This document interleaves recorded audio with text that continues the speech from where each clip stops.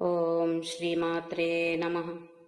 Yeah దేవీ సర్వభూతేషు శక్తిరూపేణ సంస్థితా నమస్తస్యై నమస్తస్యై నమస్తస్యై నమో నమః. సర్వమంగళమాంగళ్యే శివే సర్వార్థసాధికే శరణ్యే త్ర్యంబకే దేవి నారాయణి నమోస్తుతే నారాయణి నమోస్తుతే. అరుణాం కరుణాతరంగితాక్షీం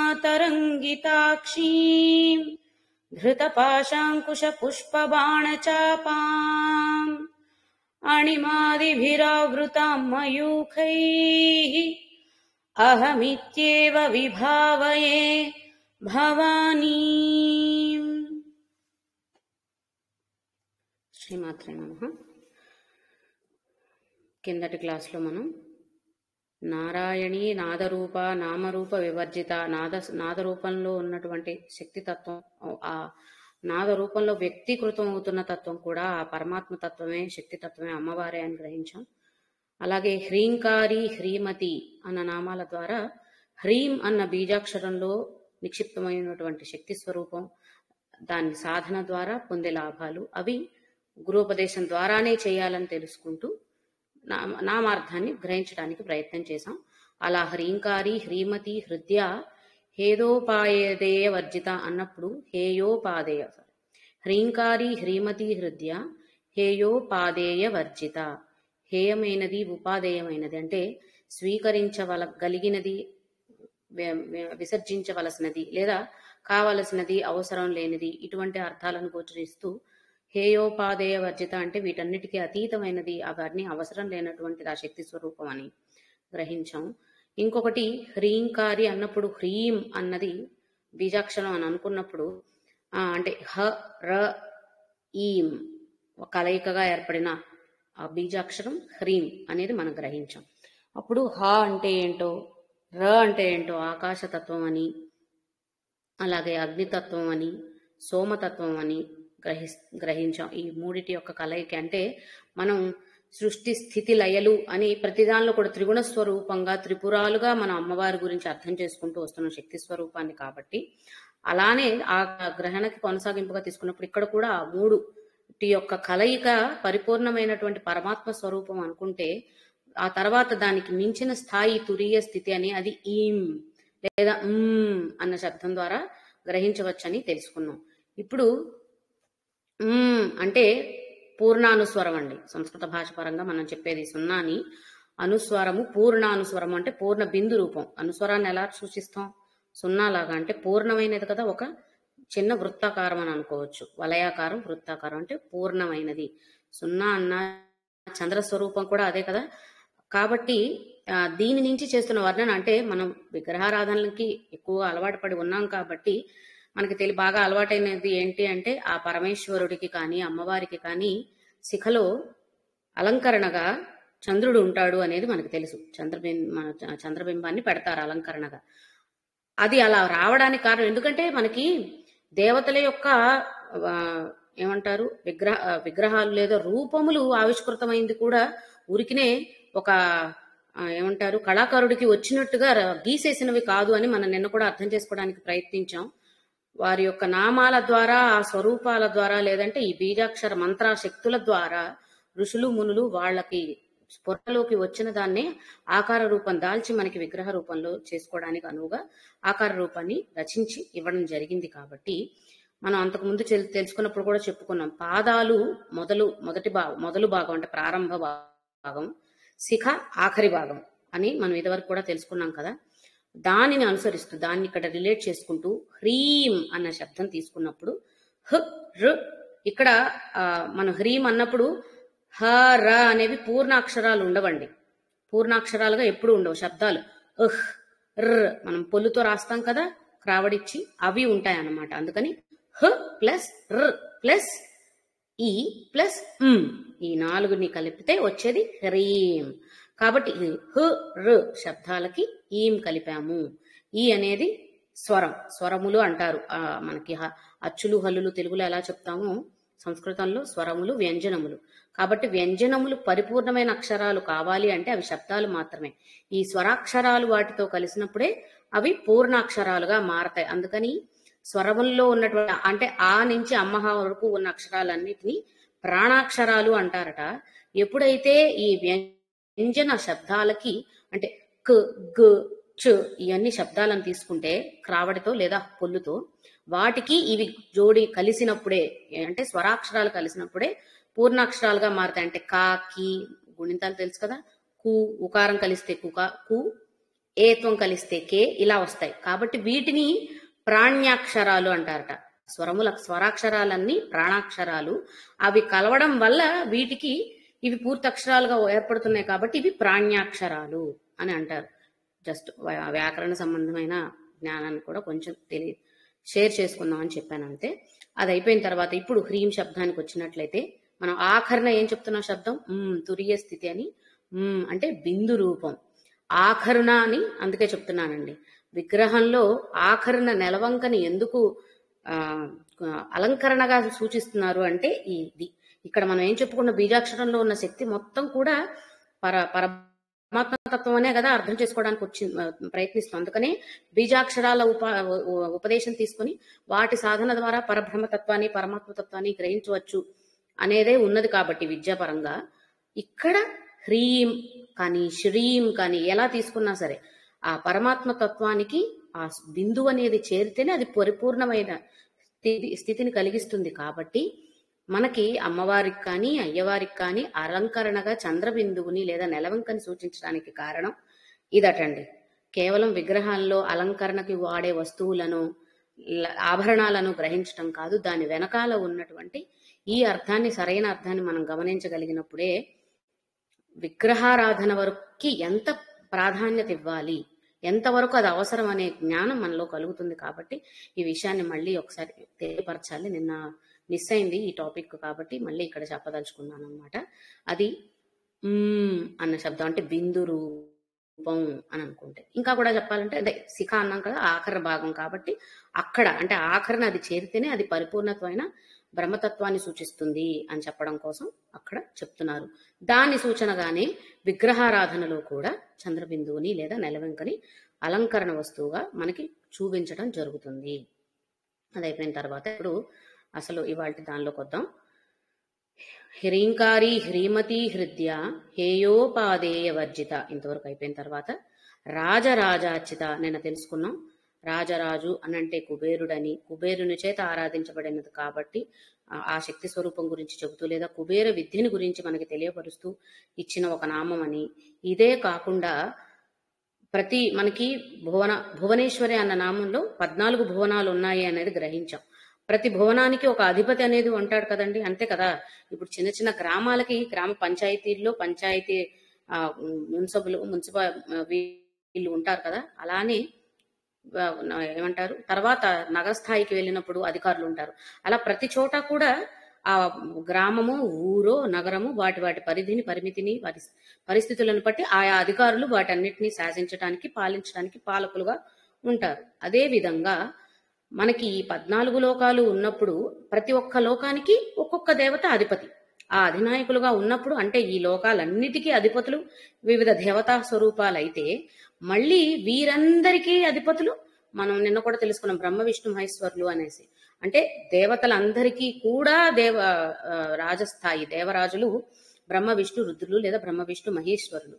అలాంటి వారి చేత అంటే దేవదేవతల చేత కూడా ఆరాధించబడుతుంది అన్న అర్థంలో కూడా రాజరాజార్చిత అన్న నామాన్ని మనం గ్రహించవచ్చు. ఆ తర్వాత రాజ్ఞి అంటే కూడా తెలుసుకున్నాం. రాజరాజులందరి చేత కూడా ఆరాధించబడుతుంది, వారికంటే ఉన్నతమైన స్థితిలో ఉంది ఈ శక్తి స్వరూపం అని చెప్పడానికి రాజ్ఞి. ఇంకొకటి ఏంటంటే భువనాలన్నిటినీ ఏలే నాయిక కాబట్టి భువనేశ్వరి అని చెప్పుకున్నాం కాబట్టి అందువల్ల కూడా రాజ్ఞి అని ఒక అర్థం తీసుకోవచ్చు. ఇప్పుడు భువనాలు అనుకున్న బ్రహ్మాది రుద్రుల చేత ఆరాధించబడుతుందని అనుకున్న ఇదేంటి బ్రహ్మ అనేది ఒక స్థాయి అనుకుంటే పరబ్రహ్మ తత్వం దానికంటే ఉన్నతమైనది కాబట్టి ఆ ఉన్నతమైన పరబ్రహ్మ తత్వాన్ని సూచిస్తూ రాజ్ఞి అన్న భావాన్ని అంటే ప్రతి ఒక్క సాధకుని ప్రయాణంలో చేరుతున్న స్థితి అది. ఎవరైతే పరిపూర్ణమైనటువంటి సాధనలో వారు పొందుతున్న శక్తిని అంతటిని గ్రహిస్తూ ముందుకు వెళుతూ ఎప్పుడైతే పరబ్రహ్మ తత్వాన్ని కూడా ఆస్వాదించగలుగుతున్నారో ఆ స్థితిని కూడా రాజ్ఞీ స్థితి అని చెప్పేసి చెప్పుకోవచ్చట. ఇది ఇంకొకటి మనం నిన్నేం గమనించాము, అర్థం చేసుకోవడానికి ప్రయత్నించాము అంటే, హ్రీంకారి హ్రీమతి హ్రీం శబ్దంలో ఉన్నటువంటి బీజాక్షరాల యొక్క శక్తినే ఈ తర్వాత వచ్చే నామాల్లో కూడా రకరకాల రూపాల్లో నిక్షిప్తంగా ఉంచబడింది. కాబట్టి మనం నేరుగా బీజాక్షర యొక్క ఉపాసన చేయలేకపోయినప్పటికీ కూడా, ఎందుకంటే అది గురుపదేశం లేకుండా చేసి సాధ్యపడింది కాబట్టి, ఈ విధంగా నామాల్ని అర్చించటం ద్వారా, జపం చేయడం ద్వారా కూడా మనం ఆ శక్తిని పొందవచ్చు. కేవలం నామాన్ని స్మరించినంతటిన కూడా అలాంటి శక్తిని పొందవచ్చు. ఆ ఉద్దేశంతోనే ఇలా నిక్షిప్తమై ఉన్నాయి అన్నప్పుడు, ఈ నామాల్లో రాజరాజాచిత, రాజ్ఞి, రమ్య, రాజీవలోచన ఈ నామాలన్నిట్లో కూడా ఆ హ్రీం శబ్దంలో లేదా బీజాక్షరంలో ఉన్నటువంటి అన్ని రకాల శక్తుల్ని రకరకాల రూపాల్లో నిక్షిప్తం చేయడం జరిగిందట. అలా కూడా మనం ఇక్కడ గ్రహించవచ్చు. ఈ నామాలన్నిటినీ ఉచ్చరించడం వల్ల ఏం జరుగుతుంది అంటే, బీజాక్షరాల్లో ఉన్నటువంటి శక్తిని ఆ ఉపాసన చేయకుండా కూడా దానికి సరిసమానమైనటువంటి శక్తిని ఈ నామజపాల ద్వారా మనం పొందగలుగుతాము. ఇది ఒక విషయం. తర్వాత రాజరాజాచిత, రాజ్ఞి అయిపోయిన తర్వాత రమ్య, నేను కూడా గ్రహించడానికి ప్రయత్నించాం. రమ్యమైనది, ఆనందమయ స్థితి. ఎప్పుడైతే ఇంత గొప్ప స్థితికి అంటే రాజరాజాచిత అంతటి ఉన్నత స్థితిలో ఉన్నటువంటి పరశక్తి తత్వాన్ని, ఆ పరతత్వాన్ని గ్రహించడానికి సాధకుడు ప్రయత్నించాడో లేదా పొందాడో, ఆ తరువాత పొందే స్థితి రమ్యమైనటువంటి ఆనందకరమైనటువంటి స్థితి. దానికి అనుసంధానంగానే తర్వాత వచ్చిన నామం రాజీవలోచన. మనం నిన్న చెప్పుకున్నాం, కళ్ళను పోలుస్తూ పద్మనయనాలు ఎలా చెప్పుకున్నామో అవే రాజీవలోచన అన్న నామంలో కూడా అవే మనకి స్ఫురణకు వస్తాయి అని నేను గ్రహించడానికి ప్రయత్నించాం. ఇంకొక విధంగా కూడా దీన్ని ఎలా స్వీకరించవచ్చు అంటే, ఈ నామాలన్నీ కూడా ఆనందమయ స్థితిని తెలియపరుస్తున్నాయి అని అనుకున్నప్పుడు, మనిషి యొక్క ఆనందమైన బాధైన మొట్టమొదట వ్యక్తీకృతమయ్యేది సామాన్య మానవులకు కూడా మొట్టమొదట వ్యక్తీకృతమయ్యేది అది ద్వేషమైనా, క్రోధమైనా, ఇంకేమైనా సరే, కరుణాపూరితమైనటువంటి ఆలోచనలు కావచ్చు, ఇవన్నీ కూడా మనకి మొదట వచ్చేది మన కళ్ళ ద్వారానే కదండి. ఏ భావం వ్యక్తీకృతమైన ఫస్ట్ కన్నుల ద్వారానే, తరువాత మనం మాటల రూపంలో కావచ్చు, ఇంకేమైనా స్పందనల ద్వారా మనం వ్యక్తీకరణ చేస్తూ ఉంటాం. అలాంటప్పుడు కూడా ఇది ఆనందమయ స్థితి కాబట్టి, ఆ ఆనందమయ స్థితిని వ్యక్తపరుస్తున్న కనులు కాబట్టి అవి రాజీవలోచనాలట. అంటే ఆ తల్లివి రాజీవలోచనాలని చెబుతూ ఆ స్థితికి చేరినటువంటి యోగి కావచ్చు, సాధకుడు కావచ్చు, అతని కళ్ళు కూడా ఆ స్థితిని మనకి తెలియపరుస్తాయట. ఏ విధంగా అంటే, ఎప్పుడైతే బాగా సంతోషంగా ఉన్నప్పుడు మన కళ్ళల్లో ఒక మెరుపు వస్తుంది కదా, ఇది అంతకంటే గొప్పదైనటువంటి వెలుగు ఆ కళ్ళల్లో కనిపిస్తుంది కాబట్టి వాటిని రాజీవలోచన అని పోల్చి, అమ్మవారి శక్తి కూడా అదే అమ్మవారి శక్తి, లేదంటే ఆ పరతత్వము, ఆ పొందుతున్న ఆనందమయ అనుభూతి ఏదైతే ఉందో అదే ఆ తల్లి అని చెప్పడం కోసం రాజీవలోచన అన్న నామాన్ని గ్రహించుకుంటున్నాం. తర్వాత రంజని, రమణి, రస్య, రణత్, కింకిణి, మేఖల. ఇవన్నీ కూడా మనం నిన్న అనుకున్నాం. ఆనందము అంటే ఆయా పరిస్థితులను బట్టి, అక్కడ పొందుతున్న అనుభూతులను బట్టి రకరకాలుగా ఆనందం అనేది కూడా వ్యక్తీకృతం అవుతుంది. కాబట్టి ఇక్కడ రంజని అంటే ఇది ఎటువంటి ఆనందము అంటే, ఒక ఉల్లాసాన్ని, ఉత్సాహాన్ని కలిగించేటువంటి ఆనందం. ఇప్పుడు ఎప్పుడైతే సాధకుడు ఆ స్థితికి వెళ్ళినప్పుడు తనకు ఆనందం కలుగుతుంది అంటున్నాము, దానికి ప్రేరేపణ శక్తి కూడా తనే. ఆ ఆనందాన్ని అనుభూతి తను చెందగలుగుతున్నారంటే, ఆ అనుభూతి చెందటానికి కావలసిన ప్రేరేపణ ఎక్కడి నుంచి వచ్చింది, లేదా ఆ ఉత్సాహం ఎక్కడి నుంచి వచ్చిందంటే అది కూడా ఆవిడే. రంజని, రంజింప చేయునది అనేది సాధారణంగా మనకి అర్థమయ్యే విషయం. రంజింప చేస్తుంది అంటే ఆనందింప చేస్తుంది. మనం రాజ్ఞి అన్నప్పుడు ఏమనుకున్నాము, ఒక సామ్రాజ్యాన్ని పరిపాలించే రాజులు ఎలా అయితే తమ రాజ్యంలో ఉన్నటువంటి ప్రజలందరూ కూడా సంతోషంగా, ఆనందంగా గడపాలని వారికి కావాల్సిన పోషణ భారాన్నంతా వారే స్వీకరించి జాగ్రత్తగా వారిని చూసుకుంటారో, అదే విధంగా ఈ సృష్టికర్త అయినటువంటి తల్లి కూడా సృష్టికి కావలసినటువంటి అన్నిటినీ అందిస్తూ మన యొక్క పోషణ భారాన్ని పరిపూర్ణంగా చేస్తుంది. అనేదే ఆ రాజ్ఞి అన్న నామం ద్వారా మనం ఇంకొకటి కూడా అర్థం చేసుకోవడానికి ప్రయత్నించింది. కాబట్టి ఇక్కడ రంజని అంటే రంజింప చేయునది అంటే అంటే కేవలం మనల్ని సృష్టి చేసి వదిలేయడమే కాకుండా మనకి కావలసినవి అందిస్తూ వాటి ద్వారా మనం ఆనందం పొందేలా చేస్తుంది, లేదా వాటిని ఆస్వాదించడానికి కావలసిన ప్రేరేపణని అందిస్తుంది. ఇప్పుడు భోజనం తీసుకొచ్చి ఒక ప్లేట్లో పెట్టి మన ఎదురుగా పెట్టి వెళ్ళిపోతే సరిపోదు కదా. తల్లి అంటే ఏం చేస్తుంది, కూర్చోబెట్టి తినేదాకా మన దగ్గరే ఉండి తిను తిను అని చెప్పేసి చెబుతూ ఉంటూ, లేదంటే ఇంకా మనల్ని దాని వైపుకి ఉత్సాహాన్ని కలిగిస్తూ తినాలని దానికి కావాల్సిన విషయాలని చెబుతూ, ఈ విధంగా ఎలా అయితే మనకే దాని మీద ఆసక్తి కలుగజేస్తుందో అలాంటి శక్తి రంజని అన్న నామంలో మనం గ్రహించవలసి ఉంటుందన్నమాట. ఆ విధంగా యోగికి కావలసినవేంటో అర్థం చేసుకునే వైపు తన ఆలోచనలను మరలుస్తూ వాటి వైపు తన ఉత్సాహాన్ని పెంచి, అప్పుడే కదా అటువైపు ఆనందంగా వెళ్ళగలుగుతాం. లేకపోతే అవన్నీ కూడా అబ్బా ఇప్పటి నుంచే ఎందుకులే వేదాంతాలు, మనం జీవితాన్ని ఆస్వాదించాలి, దాన్ని తర్వాత ఆలోచిద్దాం, పరతత్వాన్ని తర్వాత ఆస్వాదిద్దాం, ఇప్పుడు ఈ వయసంతా ఇలా ఉంది దీన్ని వృధా చేసుకోకూడదను, లేకపోతే మన చుట్టూ ఉన్నటువంటి ప్రాపంచిక విషయాలు మనల్ని వాటి వైపుకి లాగుతాయి కాబట్టి ఆ విధంగా తెలుసుకోలేకపోవడం అనేది కూడా జరుగుతుంది. కాబట్టి అలా జరగనివ్వకుండా నిజమైన పరతత్వం యొక్క ఆనందానుభూతి ఎలా ఉంటుందో దాన్ని పొందటానికి మనం ఎలాంటి ఉత్సాహంతో ముందుకు వెళ్లాలో ఆ ఉత్సాహాన్ని ఉల్లాసాన్ని కూడా మనలో కలిగించేది రంజనీ తత్వం అన్నమాట. అదేవిధంగా దాని కొనసాగింపు రమణి. మనం కమనీయమైనది రమణీయమైనది అన్న నామాల్ని ముందు కూడా అర్థం చేసుకోవడానికి ప్రయత్నించాం. అవే అర్థాలను ఇక్కడ కూడా గ్రహించవలసి ఉంటుంది. అంటే కోరుకోదగినది అవసరమైనది ఏదైతే ఉందో అది కమనీయమైనది, దాన్ని పొందటం ద్వారా కలిగే ఆనందం లేదా అనుభూతి ఇవన్నీ కూడా భావనలు అనుభూతులు మాత్రమే అని చెప్పాలి, ప్రత్యక్షంగా కనిపించేవి కాదు. కాబట్టి అందువల్ల ఆ స్థితి రమణీయమైన స్థితి, అది కూడా తన వల్లే. మనం ఇందాక అనుకున్నాం కదా, రమ్యమైనది అంటే చేరవలసిన స్థితి ఏంటి, రమ్యమైనది. దానికి కావలసిన అనుభూతి ఉల్లాసం ఏంటి అంటే రంజని, అది ఆవిడే. రమ్యమైనది ఆవిడే, దానికి కావలసిన ఉత్సాహమైనది రంజని ఆవిడే. అది ఆ ఉత్సాహంతో మనం దాన్ని కోరుకోవడం వల్ల కలిగే ఆనందం కూడా రమణి అన్న నామం ద్వారా అది ఆవిడే. మళ్ళీ తర్వాత రస్య అంటే రసములు అంటే ఏంటంటే మనకి తెలుసు కదా, నవరసాలు అంటూ ఉంటాం, హాస్యరసం అని క్రోధరసం అని ఇలా రసాలన్నీ చెప్పుకుంటూ ఉంటాం కదా. సో ఈ రసములు ఇవి అనేవి ఎలా అర్థమవుతుందండి, ఆ భావనలు మనలో కలిగినప్పుడు లేదా వాటిని మనం గ్రహించగలిగినప్పుడు చూడగలిగినప్పుడు మాత్రమే ఇది ఆ భావన అనేది తెలుస్తుంది. ఆ గ్రహణ శక్తి, రసగ్రహణ శక్తినే రస్య అని అంటారట.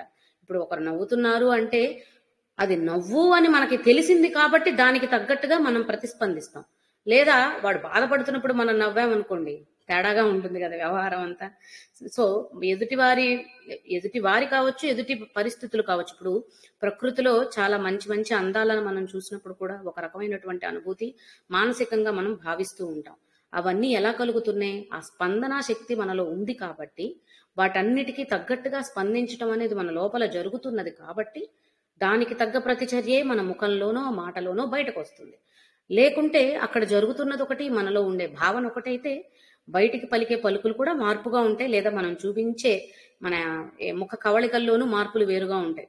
ఒకరు బాధపడినప్పుడు మనలోనూ తెలియకుండా బాధకు సంబంధించిన స్పందనలే వస్తాయి, ఒకరు సంతోషంగా ఉన్నప్పుడు మనకి అటువంటి స్పందనలే వస్తాయి, ఒకరు ఉద్వేగపూరితంగా మాట్లాడుతున్నా లేకపోతే బాగా ఉద్రేకంగా కోపంగా మాట్లాడుతున్నా ఒక రకంగా అవి కూడా మనల్ని అలానే స్పందించేలా చేస్తాయి. అందుకనే ఉత్తేజపూరితమైనటువంటి మాటలు, యుద్ధరంగంలోకి వెళ్లే వాళ్ళకు ఉత్తేజపూరితమైన మాటలు ఎందుకు చెప్తారు అంటే మన మాటల ద్వారా వాళ్ళల్లో కలిగే ఉత్తేజం వాళ్ళకి ఆ యుద్ధ స్ఫూర్తిని కలిగించి యుద్ధంలో పోరాటానికి ముందుకు వెళ్తారు అని. అదే ఇప్పుడు ఒక ప్రవచనకర్తల దగ్గరకు లేకపోతే హితబోధలు చేసేవారి గురువుల దగ్గరకు వెళ్ళినప్పుడు వాళ్ళు సాత్వికాలోచనల్లో ఉంటారు కాబట్టి అక్కడ వారి దగ్గర కూర్చున్నప్పుడు వారు చెప్తున్న మాటల వల్ల మనకు కలిగే మనం స్పందించే విధానం ఎలా ఉంటుంది, సౌమ్యంగా సరళంగా ఉంటుంది. ఆ విధంగా ఆ స్పందనా శక్తి ఏదైతే ఉందో అది రస్య అన్న నామం ద్వారా మనం గ్రహించవలసి ఉంటుందన్నమాట. కాబట్టి ఈ రసస్పందన రసగ్రహణ శక్తి ఏదైతే ఉందో అది పరిపూర్ణంగా సాధకంలో లేదా మానవంలో ఉన్నప్పుడు మాత్రమే ఇవన్నీ అర్థం చేసుకోగలుగుతాం. కాబట్టి ఇవన్నీ ఎవరికి ఉంటాయండి, మానవాళికే ఉంటాయి. సృష్టి ఇంత ఉన్నప్పుడు, కంటే మనం మన స్థాయికి మించి ఆలోచించలేం కాబట్టి దేవతల గురించి మనం మాట్లాడద్దు. మనం చూస్తున్నటువంటి సృష్టిలో, మన ప్రపంచంలో, మన చుట్టుపక్కల ఉన్న సృష్టిలో ఇటువంటివన్నీ ఈ శక్తులన్నిటినీ ఉన్నా లేదా అనేది పక్కన పెడితే అసలు ఉన్నాయి అని గ్రహించగలిగి ఆలోచించగలిగిన శక్తి కూడా మానవునికి మాత్రమే ఉంటుంది. జంతువులకి ఉన్నప్పటికీ అవి ఆలోచించగలుగుతాయా? వాటికి అది ఉండదు.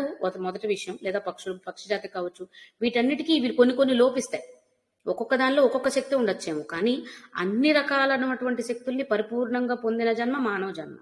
కాబట్టే ఇన్ని వచ్చినాయి, కాబట్టే పుష్కలంగా ఈ జన్మలో మనకి వాటిని సద్వినియోగపరుచుకోవడం అనేది ఎప్పుడు జరుగుతుంది అంటే జీవిత పరమార్థాన్ని తెలుసుకోవడానికి చేసే సాధన వల్లే జరుగుతుంది. కానీ వచ్చిన వాటిని కేవలం మనం ప్రాపంచిక విషయాల కోసం వెచ్చించి వాటిలో వచ్చే ఆనందాన్ని, అనుభూతిని మాత్రమే పొందుతూ ఉంటే అది పూర్తిగా నిరుపయోగం, నిర్జీవం లాంటిదే అవుతుంది. ఇదంతా అంటే మనం ప్రాపంచిక విషయాల వైపు పొందే ఆకర్షణ, వాటి వైపు పొందే మాత్రమే ఆలోచన అంతా జడత్వ స్థితిని సూచిస్తుందంటండి. చలనం లేని స్థితిని జడత్వం అంటారు కదా. కాబట్టి ప్రాపంచిక విషయాల వైపు అంటే మానవ జన్మ ఎత్తి అన్ని చలిస్తున్నప్పటికీ కూడా మనం ప్రాపంచిక విషయాల వైపు లేదా భౌతికంగా లౌకికంగానే మన ఆలోచన పరిమితం అయిపోయి, లేదంటే మన సాధన లక్ష్యము అనేది వాటికే పరిమితం చేస్తే అదంతా జడత్వ స్థితి అంట. కాబట్టి మనం అందరం జడులమే. ఈ జడత్వ స్థితి నుంచి చలన స్థితికి మారగలగడమే సాధనలోని మొదటి మెట్టు. ఆ మారిన తరువాత దాన్ని నిలబెట్టుకొని ముందుకు వెళ్ళడం, ఆ తర్వాత పరతత్వాన్ని పొందడం అనేది తరువాత స్థాయి సాధన అన్నమాట. ఈ విధంగా రస్య అంటే రసగ్రహణ శక్తి, అన్ని స్పందన శక్తి అనేది మనం అక్కడ గ్రహించాం. తర్వాత దీనికి వచ్చిన నామం రణత్ కింకిణి మేఖల. మేఖలము అంటే ఒక తాడు, గొలుసు, పట్టి ఇలాంటిదండి. కింకిణి అంటే శబ్దములు అనమాట. మనం నిన్న నాదరూపం అనుకున్నాం కదా. మంత్రాలన్నీ కూడా శబ్ద స్వరూపాలని మనం అమ్మవారి రూపవర్ణన చేసుకున్న టైంలో కూడా అర్థం చేసుకున్నాం. అక్కడ అలంకరణ కోసం చెప్పుకుంటున్న ఆభరణాలు చేసే సవ్వడు అంటే కాళీ అందేల దగ్గర నుంచి అవన్నీ చేసే సవ్వడులన్నీ కూడా కేవలం ఆ అలంకరణ భూషణాలైన వాటి నుంచి వచ్చే ధ్వనులు కాదు, అవన్నీ మంత్రస్వరూపాలు. ఆ స్వరాల అంటే ఆ మంత్రాలను ఉచ్చరించడం ద్వారా లేదా ఆ మంత్రాల నుండి వస్తున్న నాద స్వరం ఏదైతే ఉందో, లేదంటే ఆ శబ్దం, ఆ ధ్వని ఏదైతే ఉందో వాటిని ఇక్కడ ఆభరణాల యొక్క సవ్వడులుగా వర్ణించడం జరుగుతుంది. మనకి ఇవన్నీ కూడా అంటే రూపవర్ణన ఎందుకు తీసుకొస్తారు, ఆ అలంకరణ ఎందుకు తీసుకొస్తారు, కిరీటం దగ్గర నుండి పాదాల వరకు ఎందుకు ఆభరణాలు వేసుకున్న వస్త్రధారణలో ఇంకేవైనా ఎందుకు చెప్తారు అంటే అలాంటి సులభమైన ఉదాహరణల ద్వారా ఈ పరతత్వాన్ని లేదా అందులో ఉన్నటువంటి నిజమైన తత్వార్థాన్ని మనం గ్రహించడం కోసం. అందుకే విగ్రహారాధన అనేది ఒక స్థాయి వరకే, దాని తర్వాత స్థాయికి కూడా వెళ్ళాలి. అంటే ఆ స్థాయికి వెళ్ళడం కోసం ఆధారంగానే ఇది తీసుకోవాలి తప్ప అక్కడే పరిమితం చేయొద్దు అని మాటిమాటికి చెప్పడానికి కారణం ఏంటి అంటే ఇవన్నీ ఇచ్చింది ఎందుకు అంటే తరువాత దాన్ని సులువుగా అర్థం చేసుకోవడానికి. మనం ఇదివరకు కూడా ఒక ఉదాహరణ తీసుకున్నాం. వాళ్ళు నేర్పించేటప్పుడు ఆ అంటే అమ్మ అని, ఆ అంటే ఆవు అని చెప్తున్నారు అంటే అవన్నీ కూడా నిత్యం మన నిత్య జీవితంలో మనకి ఎదుర్కొనే మనుషులో, మనం ఎదురుపడే వస్తువులు మనుషులో కాబట్టి వాటిని ఉదాహరణలుగా చూపిస్తూ చెబితే ఈ అక్షర జ్ఞానం మనకి కలుగుతుందని. అంతేకాని ఆ అక్షరానికి అర్థం అది మాత్రమే కాదు కదా. మనం విగ్రహారాధన మాత్రమే చేస్తున్నాము అంటే మన స్థితి ఇదనమాట. ఆ అంటే అమ్మ అని, గా లేదంటే గో అంటే గోవు అని, ఇంకేదైనా సరే ఈ అంటే ఇల్లు అని నేర్చుకునే స్థాయిలో ఒక బాలకుడు బాల్యావస్థ ఎలా అయితే ఉంటుందో విగ్రహారాధనకి మాత్రమే మన ఆలోచనని, శక్తిని లేదంటే మనం పూర్తిగా మన శ్రద్ధని దానికే పరిమితం చేయడం అనేది మనం ఈ బాల్యావస్థలో ఉండిపోవడం అనే దానితోనే సమానం అవుతుంది. కాబట్టే దాని నుంచి ఎదగాలి, అంతకు మించింది ఉన్నది అంటే ఇక వాటితో అవసరం లేకుండా మొదటి స్థాయిలోనే ఆధారంగా అవన్నీ కావాలి. మన నిత్యం మనం చూస్తున్న వస్తువులో, మనం కలుస్తున్న వ్యక్తులు వీళ్ళందరూ కావాలి ఆసరాగా. ఎందుకంటే అప్పుడు అవి నేర్చుకోవాలి, అక్షర జ్ఞానం రావాలి. కాబట్టి ఒకసారి అక్షర జ్ఞానం వచ్చిన తర్వాత మనం అలా చదవం కదా, వరుసగా రాసుకుంటూ వెళ్ళిపోతాం అక్షరాలన్నీ కూడా. అదే విధంగా ఇక్కడ కూడా ఒక్కసారి ఆధారం అనేది దొరికి వీటి మీద పట్టు వచ్చిన తరువాత మనం వెళ్ళవలసిన స్థితి, అవి మనకి అవసరం లేనటువంటి స్థితి. అదే మనం ఏమంటారు, ఒక్క నిమిషం అండి, విగ్రహారాధన నుంచి లేదా సగుణ స్వరూపం నుంచి నిర్గుణ స్వరూపం వైపు వెళ్ళవలసిన స్థితి అన్నమాట. సగుణ స్వరూపంలో ఉన్ననాళ్ళు ఏం ఆలోచిస్తాం? ఆకారాన్ని తీసుకొని సదాకారంగా మనం అర్చించడం, పూజించడం ఇవి చేస్తాం. ఆ సగుణ స్వరూపాన్ని గ్రహించిన తరువాత ఉన్న నిర్గుణ స్వరూపం ఏదైతే ఉందో దాని వైపుకు మన ప్రయాణం చేయడం కోసం మాత్రమే ఇది మనకి సహకారిగా ఉండాలి, కానీ అక్కడ ఆగిపోకూడదు. ఇదంతా అయిపోయిన తర్వాత ఇప్పుడు వచ్చిన నామాలు. రణత్ కింకిణి మేఖల అంటే కింకిణి అనేది చేస్తున్న సవ్వడిని, శబ్దాన్ని సూచిస్తుందండి. రణములు అంటే అందియలు అని అనుకుందాం, లేదంటే మువ్వలు అనుకుందాం. మేఖల అంటే ఇక్కడ ఏమొస్తుంది, మనం ఇందాక తాడు అన్నాం కదా, నడుముకు కట్టినటువంటి త్రాడు, మొలతాడు ఏది తీసుకున్నా సరే, లేదా వడ్డాణం అలా ఆభరణం అనుకుంటే, అలంకరణ ఆభరణం అనుకుంటే దానికి ఉన్నటువంటి మువ్వలు చేస్తున్న సవ్వడి అనేది సాధారణంగా తీసుకునే ఒక అర్థం. రణత్ కింకిణి మేఖల, మేఖల అనేటువంటి ఆభరణానికి ఉన్న మువ్వలు చేస్తున్నటువంటి సవ్వడి. కానీ మనం ఏమర్థం చేసుకున్నాం, ఇవన్నీ కూడా మంత్ర స్వరూపాలని మనం నిన్న కూడా ఏం గ్రహించాం, మూలాధారం నుండి ముందుకు వచ్చిన తరువాత, పైకి వచ్చిన తరువాత నాభి నుండే శబ్దం అనేది వ్యక్తీకృతం అవుతుంది. అంతకంటే లోపల ఉన్న నాదం మనం గ్రహించలేమని, ఆ నాదం నాభి స్థానం దాకా వచ్చిన తరువాత అక్కడి నుంచి మాత్రమే వ్యక్తీకృతం అవుతుందని, అది ఒక ధ్వని రూపంలోనూ, శబ్దం రూపంలోనూ, ఇంకేదైనా రూపంలోనూ మనకి గ్రహణకి వస్తుందని గ్రహించాం. కాబట్టి ఆ నాభి స్థానం నుండి ఇవన్నీ బయటికి వెలువడుతున్నాయి అని చెప్పడం కోసం ఇస్తున్న ఒక పోలిక లేదా ఉదాహరణగా ఈ నామాన్ని మనం స్వీకరించాలన్నమాట. కేవలం ఆభరణప్రాయంగా దాన్ని గ్రహించి వదిలేయకుండా ఎందుకంటే నాదం అనేది ఎప్పుడు వస్తుంది, ఒక అక్షరం ఉన్నప్పుడు. అక్షర రూపం బయటికి వ్యక్తీకృతం అయ్యాకండి. మనకి మానవులకి అక్షరం ద్వారా నాదాన్ని గ్రహించడం, కానీ దేవతలకి అక్షరాలతో పని లేదు, వాళ్ళు నాదాన్ని తిన్నగా స్వీకరించగలుగుతారు. మనకి ఆధారంగా అక్షరం అనేది కావాలి. కాబట్టి మనం మంత్రాలని, ఆ నామాలని, బీజాక్షరాలని ఇన్నిటిని గ్రహిస్తున్నాం. వీటి నుంచి వస్తున్న నాదమే నిజమైన శక్తి స్వరూపం అని గ్రహిస్తున్నాం. కాబట్టి అవన్నీ ఎక్కడి నుంచి మనకి బయటికి వెలువరిస్తున్నాయి అని అన్నప్పుడు మనం గ్రహించింది ఏంటి, నాభిస్థానం నుండి. లేదా ఇప్పుడు కుండలిని తీసుకున్నా కూడా నాభిస్థానం అంటే మణిపూరక చక్రం. మణిపూరక చక్రం నుండి అంటే మూలాధారం నుండి మణిపూరకం దాకా ప్రయాణించిన తర్వాత ఉన్నదంతా అతి సూక్ష్మమైన నాదం అనుకుంటే, అక్కడి నుంచి కొంచెం కొంచెంగా స్థూల రూపంలో ప్రకటీకృతం అవుతుంది. అది అలా ప్రవహిస్తున్న నాద స్వరూపమే ఇలా ప్రయాణిస్తూ 6 చక్రాల ద్వారా సహస్రారాన్ని చేరుతుంది. అక్కడ ఉన్నటువంటి శివశక్తి ఐక్య రూపాన్ని గ్రహించడానికి, లేదా అక్కడ కలిసి శివశక్తి రూపంగా పరిపూర్ణమైన తత్వంలోకి మారడానికి ఇలా కూడా గ్రహించవచ్చు. ఇది రణత్ కింకిణి మేఖల అన్న నామం ద్వారా మనం తెలుసుకోవాల్సిన విషయం. ఇది 71వ శ్లోకం. ఇది అయిపోయిన తర్వాత ఇప్పటి వరకు మనం 300 పైన నామాలకి అర్థాన్ని గ్రహించే ప్రయత్నం చేశామండి. అంటే 300 అయినాయని కాదు, ఇంకా ముందే 300 అయిపోయాయి, 300కు మించి అయినాయి. ఈ తర్వాత వచ్చే నామాలు చూసుకున్నట్లయితే 72వ శ్లోకంలో రమా రాకేందు వదన రతిరూప రతిప్రియ రక్షాకరీ రాక్షసఘ్ని రామ రమణ లంపట. రాక్షసఘ్ని అన్నప్పుడు మహాప్రాణ ఘకారమే పలకాలి. రమ అన్నప్పుడు మనకు తెలుసు లక్ష్మీ స్వరూపం అనేది అందరికీ తెలిసిన అర్థం.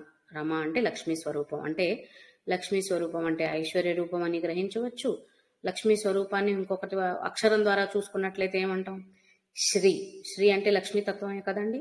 కాబట్టి రమ అన్నది ఆ లక్ష్మీ తత్వాన్ని లేదా లక్ష్మీ స్వరూపాన్ని సూచిస్తుంది అని అనుకుంటే, రాకేందు వదన, రాక ఇందు వదన, ఇందు అంటే చంద్రుడని తెలుసు, వందన అంటే ముఖము అని తెలుసు, వదన అంటే ముఖము అని తెలుసు, రాక అంటే పున్నమి అంటే పున్నమి చంద్రుడి వంటి వదనము కలిగినది. రాకేందు వదన అన్న నామం ద్వారా మనకు తెలిసేది ఏంటంటే పున్నమి చంద్రుడి వంటి ముఖవర్చస్సు కలిగినది, లేదా అటువంటి ముఖవర్ణన కలిగినది ఏదైనా అవ్వచ్చు.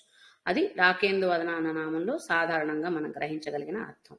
ఇప్పుడు దీన్ని రమ అన్న శబ్దానికి కలుపుకున్నట్లయితే, లేదా రమ అన్న నామానికి కలుపుకున్నట్లయితే ఇక్కడ ఇంకొక బీజాక్షరం వ్యక్తీకృతం అవుతుందంట. అది ఏంటి అంటే, మనం ఇందాకేమనుకున్నాం, పూర్ణానుస్వరం అంటే బిందు రూపం అని చెప్పుకున్నాం కదా. ఇక్కడ రాక ఇందు వదన అన్నప్పుడు ఏంటండి, పున్నమి నాటి చంద్రుడు పరిపూర్ణంగా ఉంటాడు అంటే పూర్తిగా వృత్తాకారం లేదా వలయాకారంలో ఉండేటువంటి చంద్ర స్వరూపం కాబట్టి, అంటే బిందు స్వరూపం కాబట్టి దాన్ని పూర్ణానుస్వరంగా గ్రహించినట్లయితే రమ అనేది శ్రీ లక్షణం కాబట్టి శ్రీ శ్రీం ఈ బీజాక్షరాల్ని ఈ 2 నామాల్లో కూడా నిక్షిప్తం చేశారట. ఇది ఇక్కడ మనం గ్రహించగలిగినది. అంటే కొన్ని చోట్ల మనకి సులువుగా గ్రహణలోకి వస్తుంది కాబట్టి అర్థమవుతుంది. అవ్వకుండా కూడా చాలా రూపాలు ఇందాక మనం చెప్పుకున్నట్టు 71వ శ్లోకంలో కూడా ఆ హ్రీం శబ్దంలో ఉన్నటువంటి శక్తిని రకరకాలుగా నిక్షిప్తం చేశారని అనుకున్నాం కదా. ఇక్కడ ఈ రెండిట్లో మనకి ఇలా అంటే అమ్మవారే లక్ష్మీ స్వరూపం లక్ష్మీతత్వం అని రమ అన్న నామానికి తీసేసుకోవచ్చు. ఐశ్వర్య లక్షణం ఆవిడ, ఎందుకంటే పోషణ శక్తి తనే అని చెప్పుకున్నాం. సృష్టి స్థితిలయ కారణి అని తనే వాటికి అతీతమైన తనే అని చెప్పుకుంటున్నాం. కాబట్టి అక్కడ ఐశ్వర్యతత్వం లేదా లక్ష్మీతత్వం ఆవిడే. అంటే లక్ష్మి అనగానే ఐశ్వర్యం అనే మనం గ్రహించగలుగుతాం. కానీ ఇక్కడ పోషణ అనేది వాడుతున్నాము అంటే లక్ష్మి అంటే మనకు కావాల్సిన ఐశ్వర్యం కాదు, మనం కావాలనుకునే ఐశ్వర్యం కాదు, మనకి కావలసినటువంటి ఐశ్వర్యం. ఇది ఎప్పుడు మనం గుర్తుపెట్టుకోవాల్సిన విషయం. కాబట్టి అలా నామార్థాన్ని గ్రహించవచ్చు. అలాగే చంద్రబింబం వంటి పూర్ణమి చంద్రుని యొక్క తేజస్సుతో వర్చస్సుతో ఉన్నటువంటి వదనం కలిగింది ఆ తల్లి అని, ఆ ముఖవర్ణన తీసుకుంటున్నాము అని కూడా గ్రహించవచ్చు. కానీ బీజాక్షరాల పరంగా ఈ విధంగా గ్రహించాలట.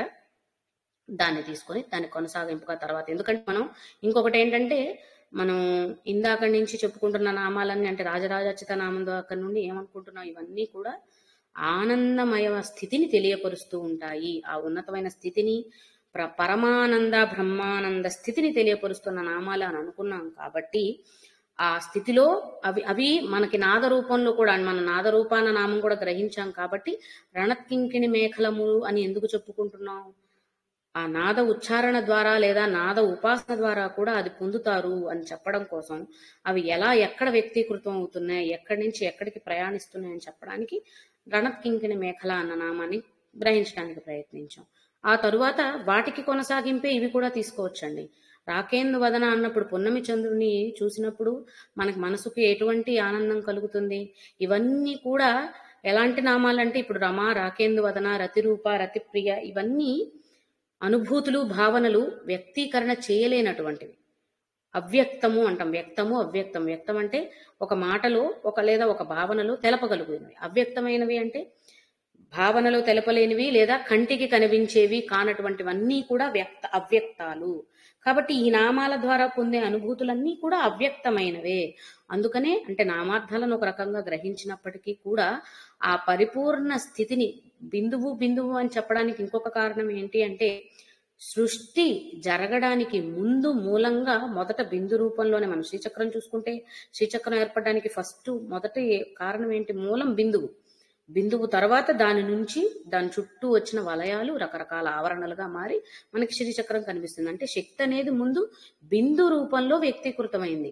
కాబట్టి ఈ బిందువు అనేది లేనప్పుడు మిగిలిన వాటన్నిటికీ ఆధారం లేనట్టే, విలువ లేనట్టే కదా. ఇప్పుడు శ్రీచక్రం అంతా గీసి మధ్యలో బిందు స్థానాన్ని సూచించకపోయినా, అక్కడ ఉన్న శక్తి స్వరూపాన్ని మనం ఆపాదించకపోయినా చూపించకపోయినా శ్రీచక్రం అనేదే అవ్వదు కదా, పరిపూర్ణత లేదు దానికి.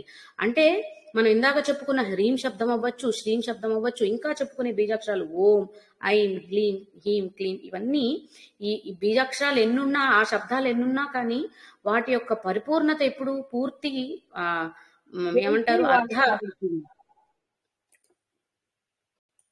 వాటికి పరిపూర్ణత అర్థము ఇదంతా ఎప్పుడు వస్తుంది అన్నప్పుడు ఆ బిందు రూపం ఏదైతే అంటే తురియ స్థితిలో ఉన్నటువంటి తురియమని చెప్పుకుంటున్న ఆ ఉన్నతమైన శక్తి చేరినప్పుడే వాటికి పరిపూర్ణత అనేది ఏర్పడుతుంది. అంటే ఆ శక్తితో కలిపి బీజాక్షరాల ఉచ్చారణ చేసినా లేదా వాటి ఉపాసన చేసినా కలుగుతుంది. కానీ శక్తి ఆ బిందువుని తీసేస్తే లేదు. అది ఆకరణం ఉంది అంటే అవసరం లేనిదని కాదు, అది చేరినప్పుడే దానికి పరిపూర్ణత.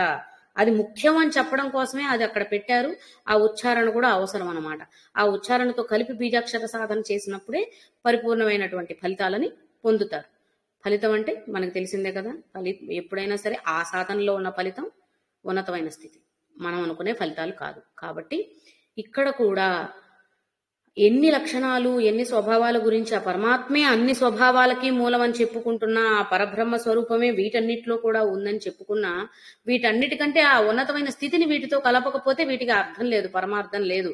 ఇప్పుడు ఒక కుటుంబ వ్యవస్థ గురించి చెప్పినప్పుడు ఎవరికైనా మన ఫ్యామిలీ ట్రీ గురించి ఎక్స్ప్లెయిన్ చేయాలనుకోండి, ముందు ఉన్నటువంటి మన ముందు ముందు తాతలు ముత్తాతలు వంశ చరిత్ర అంతా చెప్పాలి అంటే ముందు వాళ్ళని తీసుకుని మనం అంతా చెబుతాం. వాళ్ళు ఇప్పుడు లేరు కదా, శివైక్యం అయ్యారు కాబట్టి వాళ్ళ గురించి అవసరం లేదు, మనం ప్రెసెంట్ లో ఉన్నామని మన గురించి చెప్పుకుంటా ఉంటే మన పుట్టు పూర్వోత్తరాలు లేనిది మన గురించి ఎవరికి ఉంది? మన ఐడెంటిటీ ఎక్కడి నుంచి వచ్చింది? మూలం ఎవరైతే ఉన్నారో వారి నుంచే మన ఐడెంటిటీ, వారి ద్వారానే, మన ముందు తరాల ద్వారానే మనకు ఐడెంటిటీ ఉంది. అలాగే అది లేనిది ఇవి లేవు. ఇవి ఉన్నప్పటికీ వీటికి విలువ ఎప్పుడు వచ్చింది? ఇప్పుడు మనం ఉన్నాము అంటే మన మన స్నేహితులకో మన ఇరుగు పొరుగు వారికో మన గురించి కొంతవరకు తెలుస్తుంది. కానీ వంశ చరిత్ర అని చూసినప్పుడు ఏం తెలుస్తుంది? వంశంలో ఉన్నటువంటి ముందు పూర్వీకులు ఎవరు, వారు ఏ ఏ పరిస్థితుల్లో ఉన్నారు, లేదంటే వారు ఏ కర్మలను అనుసరించారు, వారు ఏ పనులు చేసేవారు, ఏ వృత్తుల్లో ఉన్నారు, వీటన్నిటిని అనుసరించి వాటిని కొనసాగింపుగానే మన వాళ్ళతోనే రిప్రజెంటేషన్ మనకి. అదే విధంగా మూలమైనటువంటి శక్తి స్వరూపం ఏదైతే ఉందో అది ఈ అన్న శబ్దము, అనుకున్న బిందు స్వరూపము అది చేరినప్పుడే వీటన్నిటికీ పరిపూర్ణత తప్ప లేకపోతే లేదు. కాబట్టి రమా రాకేందు వదన అన్నప్పుడు ఆ అమ్మవారి పరిపూర్ణ స్వరూపాన్ని, అంటే అమ్మవారి ముఖవర్ణన అని ఇప్పుడు ఎందుకంటే మనం గ్రహించవలసింది కేవలం అమ్మవారి ముఖం చంద్రబింబంలా ఉంది అని అనుకొని వదిలేయడం కాదు. అది లేకపోతే మిగిలింది లేదు, అంతే కదండి. ఇప్పుడు తలలేని ముండానికి విలువ లేదు కదా, అసలు అది చెప్పుకోవడానికి అంటే స్వీకరించడానికి గ్రహించడానికి కూడా పనికిరాంది కాటి తల అనేది అవసరం. ముఖం శిరస్సు ఎంత అవసరమో ముండానికి ఇక్కడ అది అంత అవసరం అన్నమాట ఈ బాడీ. కాబట్టి మనకి విగ్రహ రూపంలో ప్రతిసారి వర్ణన ఎందుకు తీసుకొస్తున్నారంటే మనం శరీరంతో ఉన్నాం, శరీర అవయవాల యొక్క ప్రాధాన్యత విశిష్టత మనకు తెలుసు, ఏవి ఎందుకు ఉపయోగపడతాయో మనకి తెలుసు, ఏవి ఎలా సహకరిస్తాయో మనకు తెలుసు. కాబట్టి ఆ శక్తి స్వరూపానికి కూడా దాన్ని ఆపాదించటం ద్వారా మనకి గ్రహణకు త్వరగా వస్తుంది అనే విధంలోనే అక్కడ ముఖము అనగానే చంద్రబింబం అని ఎందుకు చెప్పారు అంటే అక్కడ ఉన్న శక్తి, ఆ బిందు రూపంలో నిక్షిప్తమైనటువంటి శక్తి ఎంత అవసరం అనేది అర్థం చేసుకోవడం కోసమే మనకి ముఖాన్ని పోలికగా తీసుకుని చంద్రబింబంగా ఉంది అని చెప్పడం జరుగుతుంది అనేది మనం గ్రహిస్తే బాగుంటుంది అనేది నా ఉద్దేశం అన్నమాట. అది రమా రాకేందు వదన అన్న నామాల ద్వారా తెలుస్తున్న విషయాలు. తరువాత రతి రూప రతి ప్రియ. రతి అంటే ఆసక్తి, మనం మహాశక్తి అన్న నామం ద్వారా కూడా అమ్మవారిని తెలుసుకున్నాం. అంటే అనురక్తి అంటాం కదా, ఒక విషయం మీద కావచ్చు, ఒక వస్తువు లేదా ఒక పదార్థం మీద కలిగేటువంటి ఆసక్తి, ఇష్టము ఏదైతే ఉందో దాన్ని మనం రతి అని చెప్పుకోవచ్చు. ఆ స్వరూపం అంటే ఒక విషయం మీద ఆలోచన ఆసక్తి కలగాలన్నా కూడా ఆవిడే. మనం నిన్న అనుకున్నాం కదా, అందులో ఉన్నది తనే, చేసేది తనే, దానివల్ల పొందే ఫలితం కూడా తనే. ఇది గుర్తుపెట్టుకోవాలి అని అనుకున్నాం మనం ఎప్పటికీ. ఇవి ఈ నామాల్లో కూడా అదే మనకి మళ్ళీ మళ్ళీ గుర్తు చేస్తుంది అన్నమాట. ప్రతి రూప అంటే ఒక వ్యక్తికి ఒక దాని మీద, అది ఇహంలో కావచ్చు పరంలో కావచ్చు అండి, కేవలం పరానికి సంబంధించిన అర్థమే అనే కాదు, ఇహంలో ఒక విషయం మీద కావచ్చు, ఒక వస్తువు మీద, ఒక పదార్థం మీద, లేకపోతే ఒక వ్యక్తి మీద మనకి కలుగుతున్నటువంటి ఆసక్తి ఏదైతే ఉందో ఆ ఆసక్తి అక్కడ ఇహమా పరమా అనేది కాదు, ఒక మనిషికి కలుగుతున్న ఆసక్తి స్వరూపమే తను. అంటే అవి లేకపోతే, ఇందాక మనం అనుకున్నాం కదా, రసగ్రహణ శక్తి లేకపోతే దేన్ని గ్రహించలేం కదా. కాబట్టి ఆ రతి ఆసక్తి అనేది లేకపోతే దాని మీద మనకి కలగదు, ఆలోచన కలగదు. అంటే ఒక సాధకుడు లేదా యోగి అటువైపుకు వెళ్ళాలి, నిజమైన పరబ్రహ్మతత్వాన్ని తెలుసుకోవాలి అని అంటే దాని మీద ముందు తనకి ఆసక్తి కలిగించాలి కదా.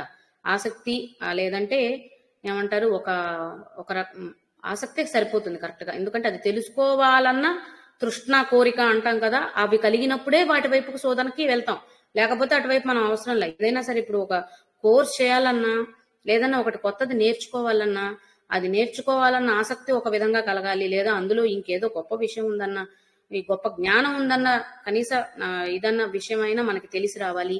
ఇవన్నీ వచ్చినప్పుడు దాని వైపుకు మనల్ని ఆకర్షితులను చేసి అది తెలుసుకునేలాగా సహకరిస్తుంది. కాబట్టి ఇదంతా, ఈ చర్య ఏదైతే ఉందో అటువైపు కలగాల్సిన ఆసక్తి అది కూడా తనే. అందుకని రతి రూప లేదా కామేశ్వరులు శివశక్తి రూపాలే కామేశ్వరి కామేశ్వరుడు, వీళ్ళిద్దరి తత్వమే శివశక్తి స్వరూపం అనుకున్నప్పుడు ఆ కామేశ్వరి తత్వాన్ని సూచిస్తుంది రతి రూప అని కూడా గ్రహించవచ్చు అనమాట. అలా తర్వాత రతి ప్రియ అన్నప్పుడు కూడా మళ్ళీ అదే, ఆ రూపము తనే, దాని యందు ప్రీతి భావన ఏదైతే ఉందో అది కూడా తనే. అంటే ఒక వస్తువు మీద కలుగుతున్న అది దాని గురించి తెలుసుకోవాలన్న ఆసక్తి, ఒక విషయం గురించి తెలుసుకోవాలన్న ఆసక్తి తనే. ఆసక్తి ఎందుకు వచ్చింది? అది మనకి నచ్చటం వల్ల, లేదంటే అది మనకి ఎక్కువ సంతోషాన్ని ఇవ్వడం వల్ల. అంటే ఆసక్తి, ప్రియము, ప్రీతి, ఇష్టము ఇవన్నీ ఎప్పుడు వస్తాయండి? అవి మనకి కావాలనుకున్నప్పుడు, లేదా వాటి వల్ల మనం ఏదో సంతోషాన్ని పొందుతాము అని అనుకున్నప్పుడు అవన్నీ మనకి ప్రియకరమైనవి. అంటే ఇప్పుడు ఒకరితో మాట్లాడడం బాగా నచ్చుతుంది. ఎందుకు? వారు మనతో ఉండడం మనకి ఆనందాన్ని కలిగిస్తుంది కాబట్టి. నచ్చటం అంటేనే ఒక ఆనందమైన అనుభూతి. అంతే కదా! ఇష్టము ఒక ఆనందమైన అనుభూతి, నచ్చటము ఆనందమైన అనుభూతి, ప్రేమ అదొక ఆనందం. మనం అనుకున్నాం కదా ఆనందానికి రకరకాల అర్థాలు ఉన్నాయి అని. ఇవన్నీ కూడా ఆనందానుభూతులే. ప్రేమైన, ప్రీతికరమైనదైన, ఇష్టమైన, ఆసక్తైన ఇవన్నీ కూడా ఒక్కొక్క ఆనందమయ అనుభూతులు కాబట్టి వాటన్నిటి యొక్క పూర్తి స్వరూపం ఆవిడే అని చెప్పడం రతిరూప. అవన్నీ ఉండడం కూడా ఆవిడే అని చెప్పడం రతిప్రియ. అంటే లేదా ఇవన్నీ ఉన్న వాళ్ళనే ఆవిడ ఇంకా ప్రీతికరంగా చూస్తుంది. ఇప్పుడు తల్లి పైన బిడ్డ చూపించే ప్రేమ ఆరాధనలు తల్లికి ఇంకాస్త బిడ్డ మీద మక్కువను పెంచుతాయి. అంతే కదా! అంటే లేకపోయినా సరే తల్లికి బిడ్డడే. కానీ ఆ బిడ్డ చూపించే ప్రేమానురాగాలు, ఆప్యాయతలు ఏవైతే ఉంటాయో తల్లిని ఇంకా తన వైపుకి ఆకర్షితం చేసి ఇంకా ఆ బిడ్డ వైపు ఎక్కువ ప్రేమను కురిపించేలా చేస్తాయి. కాబట్టి ఎవరైతే ఆ పరబ్రహ్మతత్వాన్ని స్వీకరించాలని లేదా దాన్ని గ్రహించాలని తపన పడుతూ దాని వైపు ఆసక్తి కలిగి ఆ వైపుగా వారి సాధనని కొనసాగిస్తున్నారు, వారిని ఇంకా ఎక్కువ ప్రీతిపాత్రులుగా చూస్తుంది. అంటే ఇక్కడ భేదభావం లేదండి. భేదభావం అంటే అంటే అటువైపు ఆ సాధన వైపు వెళ్ళని వాళ్ళని ఆవిడ ఉద్దేశిస్తుందా అంటే కాదు. మనందరం అటువైపు వెళ్ళాలి, అప్పుడు ఇంకా ప్రీతిపాత్రులు అవుతామని మనకి చెప్పడం కోసమే. అది ఉన్న వాళ్ళని ఒకలా, లేని వాళ్ళని ఒకలా ఆ తల్లి ట్రీట్ చేస్తుంది, వాళ్ళని అలా ఇష్టపడుతుందా అన్న భావన అక్కడ తీసుకోకూడదు. మనం గ్రహించవలసింది ఏంటంటే అందరూ అటువైపు వెళ్ళాలి అనేది గ్రహించాలి. ఇవి ఒక పరమైన అర్థాలు. అయితే ఇంకొకటి ఏం చెప్తున్నారు అంటే, మనకి తెలుసు రతీదేవి అంటే ఎవరు?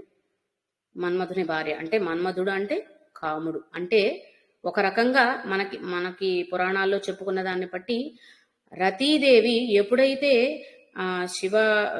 శివుని వల్ల పరమేశ్వరుని ఆగ్రహానికి గురై మన్మధుడు తన శరీరాన్ని కోల్పోయి భస్మం అయిపోయాడో, రతీదేవికి ఇంకా ఏ ఆధారం లేక ఆ తల్లినే నమ్ముకొని ఆ పరాశక్తినే ప్రార్థించటం వల్ల ఆవిడ తన కరుణని చూపిస్తూ ఆ కరుణతో తనకి రతీదేవికి మాత్రమే కనిపించే విధంగా ఒక శరీర రూపాన్ని ఇచ్చిందనేది మనకు పురాణ కథల్లో తెలిసిన విషయం.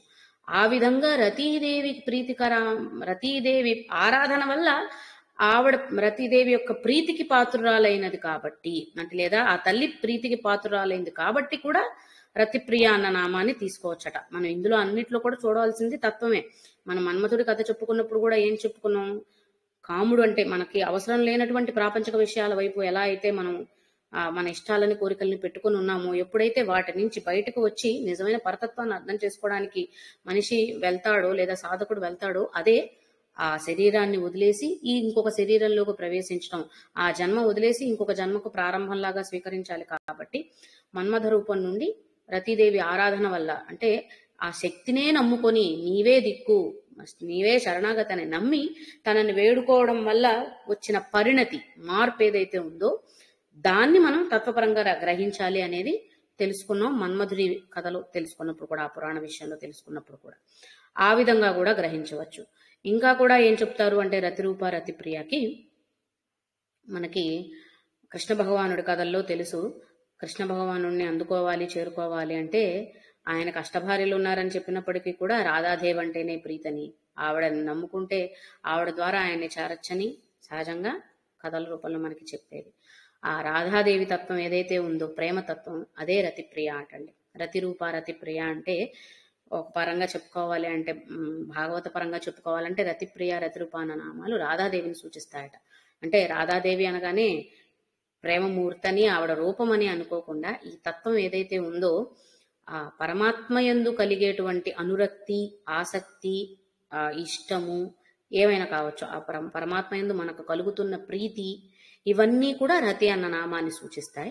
అవి ఎలా కలుగుతున్నాయంటే దానికి రూపం, ఆ స్వరూపం కూడా, అంటే ఆ పరమాత్మని యందు మనకు కలుగుతున్న ఆసక్తి తనే కాబట్టి రతిరూప. అలా మనం ఆసక్తి కనబరచడం వల్ల మనం తల్లికి ప్రీతిపాత్రులం అవుతున్నాం కాబట్టి రతిప్రియ. ఇలా రమ రాకేందు వదన రతిరూప రతిప్రియ. ఈ విధంగా తెలుసుకున్న తర్వాత నామాల్లోకి వెళ్తే రక్షాకరి రాక్షసగ్ని రామ రమణ లంపట. ఇప్పుడు ఇంత ప్రీతిపాత్రలమైన మనల్ని ఊరికినే వదిలేసేయదు కదా. ఆ తల్లిని తెలుసుకోవడానికి సాధన చేస్తున్న వారందరికీ కూడా ఆ సాధనలో ఎంతో మంది రాక్షసులు మనకి దీని గురించి తీసుకున్నట్లయితే భండాసుర వధ తీసుకున్నప్పుడు కూడా ఎంతో మంది రాక్షస సంహారం చేసిందనే కదా భండాసురుని కథలో కూడా తెలుసుకుంటున్నాం. అదే విధంగా ఇక్కడ కూడా రతిప్రియులైనటువంటి అంటే ఆ తల్లి వైపు ఆసక్తి కనబర్చి అటువైపుగా వారి సాధనను కొనసాగిస్తున్న వారికి మార్గమధ్యంలో ఎదురుపడుతున్నటువంటి రాక్షసులు ఎవరైతే ఉన్నారో వారిని సంహరిస్తుంది కాబట్టి రాక్షసగ్ని వారిని కాపాడుకుంటూనే ఉంటుంది అని చెప్పడం కోసం రక్షాకరి. అంటే తల్లి ఎప్పుడు బిడ్డను వదిలేదు కదండి, ఎప్పుడు పట్టుకునే ఉంటుంది, ఎల్లవేళలా కాపాడుకుంటూనే ఉంటుంది. కాబట్టి ఇంతటి ప్రీతిపాత్రులైనటువంటి తన బిడ్డల్ని ఊరికినే వదిలేదు. నా మీద ప్రీతి చూపించాడు కాబట్టి ఇంకా చాలు చేస్తానులే అని అనవడమే కాకుండా ఎల్లవేళలా మనల్ని కాపాడుతూనే ఉంటుంది అటువంటి ప్రీతి పాత్రులైన వాళ్ళందరినీ అని చెప్పడానికి రక్షాకరి. ఆ విధంగా రక్షణ కల్పిస్తుంది అని రక్షాకరి. రాక్షసగ్ని అంటే ఆ ప్రయాణంలో మధ్యలో ఎదురవుతున్నటువంటి రాక్షసులందరినీ కూడా సంహరించుకుంటూ వారిని ఎల్లవేళలా కాపుకాస్తుంది. అందుకే భైరవి అన్న నామం కూడా మనం అక్కడ అదే కదా గ్రహించాం. అన్ని భువనాలని దాటుకుంటూ వెళ్తూ పరతత్వాన్ని తెలుసుకోవడానికి ప్రయత్నిస్తున్న వారి కోసం ఈ భువనాల్లో ఎదురవుతున్నటువంటి రాక్షసులని నుంచి కాపాడడం రక్షాకరి అయితే, వారిని పూర్తిగా సంహరించి ఇంకా వారి నుంచి ఎప్పటికీ ఏ చేటు కలగకుండా చూడడం అనేది రాక్షసగ్ని. అంటే ఈ సాధన మొదలుపెట్టిన వారికి జయమే తప్ప అపజయం ఉండదు, లేదా పరాజయం ఉండదు, మధ్యలో ఆపేయడం అనేది ఉండదు. కాబట్టి భయపడవలసిన అవసరం లేదు, అందరూ అందులో వెళ్ళవచ్చు అని చెప్పడం. ఈ విధంగా రక్షాకరి రాక్షసగ్ని తీసుకుంటే తర్వాత రామ. మనకి రామ అనగానే శ్రీరామచంద్రుడే గుర్తుకొస్తాడు. ఇక్కడ రామతత్వాన్ని స్త్రీ లక్షణంలో ఆపాదించి చెప్పారు అని ఒక అర్థం తీసుకోవచ్చు. ఎందుకంటే సంస్కృత పరంగా రామః అంటే పురుష శబ్దం, రామ అంటే స్త్రీ శబ్దం. కాబట్టి ఇక్కడ అమ్మవారి తత్వాన్ని రామ అన్న నామంలో చెప్పారు అని మనం గ్రహించాలన్నమాట. మనం ఇదివరకు కూడా చూసుకున్నాం కదా, విష్ణు సోదరి ఉమాదేవి అని, వైష్ణవి అని. ఎందుకంటే ఇక్కడ సోదరి అనగానే మనలాగా బ్లడ్ రిలేషన్స్ ఉంటాయని కాదు కదండి. దేవతా స్వరూపాలకి ఒకే రకమైనటువంటి తత్వ స్వభావాలు ఉన్నప్పుడు వారిని కలిపి చెప్పడం జరుగుతుంది. అందుకే మనం ఇదివరకు చెప్పుకున్నప్పుడు కూడా విష్ణుమూర్తి వైష్ణవుడని, బ్రహ్మ ఏం చెప్పుకున్నాం, బ్రహ్మ లక్ష్ముల స్వరూపాలని, అలాగే పరమేశ్వర రుద్ర స్వరూపము సరస్వతి స్వరూపం, మహేశ్వర స్వరూపం, సరస్వతి స్వరూపం పోలికలు చెప్పుకున్నాం. ఈ పోలికలకి కారణం ఏంటి అంటే ఆ తత్వం, ఆ దేవతా స్వభావం ఏదైతే ఉందో వారివి ఒకే రకమైనటువంటి స్వభావాలు, సమస్వభావాలు ఉండడం వల్ల ఆ తత్వాలని కలిపి చెప్పడం, పోలికకు చేసుకుంటూ సోదరి భావాన్ని అక్కడ చెప్పుకోవడం జరుగుతుంది అనమాట. కాబట్టి ఇక్కడ రామ అన్న తత్వం ఎందుకు, దీనికి ఇంకొక బలం ఎలా చేకూరుతుంది అన్నప్పుడు శ్రీరామచంద్రుడిని మనం ఎలా చెప్పుకుంటామండి, కోదండపాణి అంటాం, కోదండాన్ని ధరించాడు అని. అమ్మవారు ధరించిన చెరుకు విల్లును కూడా కోదండం అని చెప్పేసి చెప్పుకున్నాం కదా మనం, అమ్మవారి వర్ణంలో వచ్చింది కదా. అంటే అక్కడ ఆ తత్వాన్ని సూచిస్తుంది అనమాట. ఇద్దరిది ఒకే రకమైనటువంటి తత్వం, రెండు నామాల్లోనూ ఉన్నది రెండు స్వరూపాల్లో ఉన్నది ఒకే రకమైనటువంటి తత్వం అని చెప్పడానికి రామ అన్న నామాన్ని తీసుకున్నారని గ్రహించవచ్చు. ఇంకా కూడా ఏం చెప్తున్నారు అంటే రామ అనేది స్త్రీ అంటే స్త్రీత్వాన్ని తెలియజేస్తుంది అని అన్నప్పుడు స్త్రీ శక్తిని, మన సనాతన ధర్మంలో స్త్రీ శక్తిని గౌరవించాలనేది కూడా ఉంది. ఎందుకు అంటే అమ్మవారి స్వరూపాలే స్త్రీ శక్తి. అంటే ఆడవారికి జన్మతహాగానే శుద్ధత ఉంటుందంటండి. మగవారికి తర్వాత చేసుకునే కొన్ని సంస్కరణల ద్వారా ఆ శుద్ధత అనేది వస్తుందట. కానీ ఆ స్త్రీ జన్మకి పుట్టుకతోనే ఉంది కాబట్టి వాళ్ళకి బాల్యావస్థ నుంచి బాలా త్రిపుర సుందరి అవతారం దగ్గర నుండి కన్యావస్థ నుండి వృద్ధావస్థ వరకు కూడా అన్ని అవస్థల్లోనూ మనం స్త్రీని పూజించడం అనేది మన ధర్మంలో ఆచార వ్యవహారాల్లో ఉంది. కాబట్టే నవరాత్రుల్లో అమ్మవారి పూజలకి బాల పూజలు చేస్తారు, కన్య పూజలు చేస్తారు, సువాసిని పూజలు చేస్తారు. అదేవిధంగా సువాసనలకే పరిమితం కాదటండి.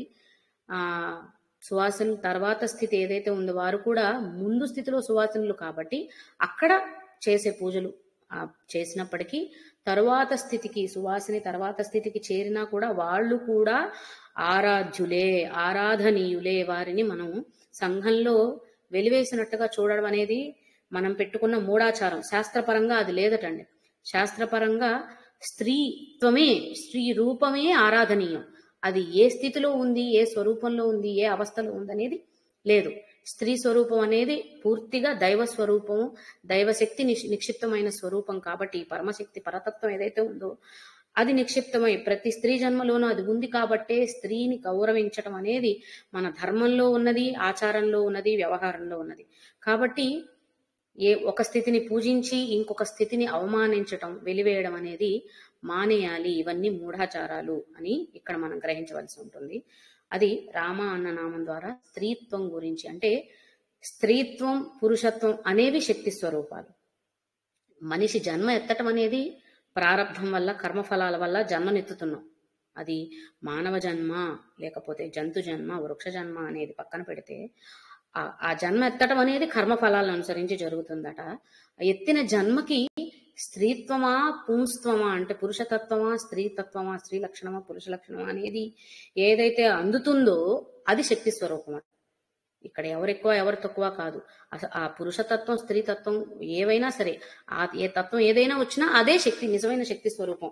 లేకపోతే జీవుడు ఉంటాడే కానీ జీవుడు కంటే ఏదో ఒక లక్షణ స్వభావం కావాలి కదా, అదే శక్తి. ఆ శక్తే పరతత్వం.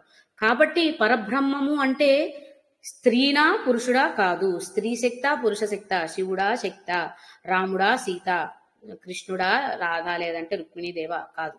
రెండు కలిస్తేనే పరబ్రహ్మతత్వం.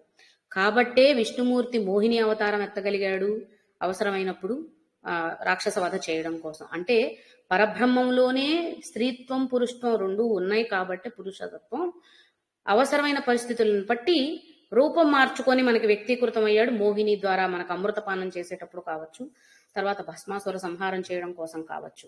ఇవన్నీ ఎందుకున్నాయంటే రెండుటి యొక్క, అంటే రెండు తత్వాల యొక్క సమ్మేళనమే పరబ్రహ్మం తప్ప వేరు చేయడానికి లేదు. దాన్ని సూచిస్తూనే రామ అన్న నామము, అందులో రెండు ఉన్నాయి.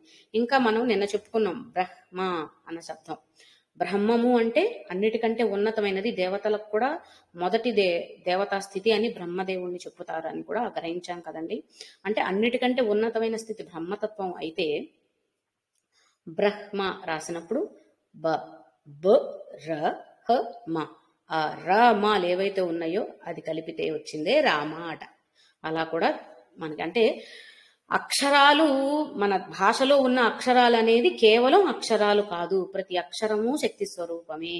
ఏదో మాటలకు మాట్లాడేస్తున్నామని వాడేస్తున్నామని అనుకోవడానికే లేదనమాట. మనం మాట్లాడుతున్న ప్రతి మాట కూడా మనం శక్తిని ఉచ్చరిస్తున్నాం, మంత్రాన్ని ఉచ్చరిస్తున్నాం. అందుకనే సౌమ్యమైన మాటలు, పరుషంగా లేకుండా ఎదుటి వారితో మంచి మాటలనే మాట్లాడాలి అనడానికి కారణం ఏంటి అంటే ప్రతిదీ కూడా శక్తిమయం, ప్రతి దానిలోనూ శక్తే ఉంది. కాబట్టి మాట్లాడుతున్న ప్రతి పలుకు కూడా గౌరవవాచకమే అయి ఉండాలి, పరుషవాచకం ఉండద్దు. ఇవన్నీ కూడా సాధన ద్వారా వచ్చేవే. ఊరికే మాట చెప్పే గాని నేను మీరు మారిపోవడం అనేది జరగదు కదా. ఇవన్నీ సాధన ద్వారా మనిషి స్వీకరించవలసినవి, గ్రహించవలసినవి. అవి రావాలి అంటే ముందు బీజం అనేది పడాలి కదా. బీజం పడకుండా ఇవన్నీ వచ్చేసేయవు. కాబట్టి బీజం పడుతూ ఉండాలి అనడం కోసమే మన ధర్మంలో ఈ ఆచార వ్యవహారాలన్నీ పెట్టారు. పరుషంగా మాట్లాడొద్దని, దూషించొద్దని, అనవసరంగా ఒకరిని తిట్టద్దని, లేదంటే ఏమంటారు తప్పుడు మాటలు మాట్లాడకూడదని, ఇలాంటివన్నీ మన వ్యవహారంలో ఎందుకు పెట్టారు అంటే సరైన మాటల్ని మాట్లాడడం ద్వారా, ఆ పలుకుల ద్వారా ఆ శక్తిని మనం స్వీకరించగలుగుతాం.